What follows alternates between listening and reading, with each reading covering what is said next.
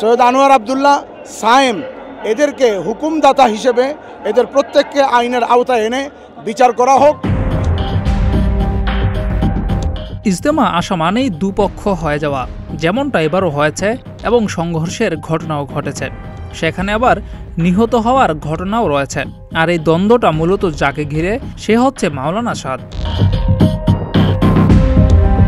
এখন প্রশ্ন হচ্ছে, এই মাওলানা সাদ কে? তার পুরো নাম হচ্ছে সাদ কান্ধলভি।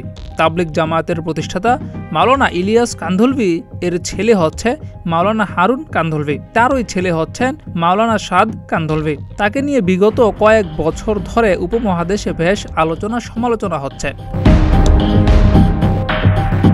মাওলানা সাদ ভারতীয় আলেম। তাবলিগ জামায়াতের বিশ্ব মার্কাজ বা কেন্দ্র হল দিল্লির নিজামুদ্দিন মার্কাজ। এই কেন্দ্রের দায়িত্বে যিনি থাকেন তাকেই বিশ্ব তাবলিগের আমির বলা হয়। সেই হিসাবে বর্তমানে তাবলিগের আমির হচ্ছে মাওলানা সাদ। তবে মাওলানা সাদের অনেকগুলো বক্তব্য আছে যা অগ্রহণযোগ্য বলে মত দিয়েছে ঐতিহ্যবাহী ইসলামী শিক্ষা প্রতিষ্ঠান দারুল উলুম দেওবন্দ।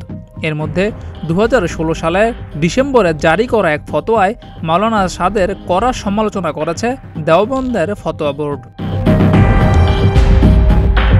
তারা তাদের এক বিবৃতিতে জানিয়েছিল, তাবলিগ জামায়াতের মাওলানা সাদ কান্ধলভির সংসর্গে যারা আছেন তাদেরকে সাবধান করা আমাদের ইমানি দায়িত্ব। জ্ঞানের স্বল্পতার কারণে মাওলানা কান্ধলভি কোরআন এবং হাদিসের কিছু বিষয়ে এমন সব ব্যাখ্যা দিচ্ছেন যা সত্য থেকে বিচ্যুত এবং আলেম ওলামাদের সর্বসম্মত মতামতের বিরোধী।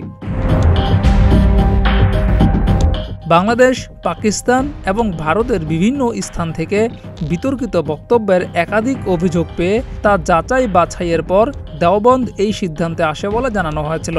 ফতোয়ায় আরও বলা হয়েছিল, যদি দ্রুত সাদ কান্ধলভির ব্যাপারে সতর্ক না হন তাহলে মুসলমানদের একটি উল্লেখযোগ্য অংশ বিভ্রান্তিতে পতিত হওয়ার আশঙ্কা রয়েছে।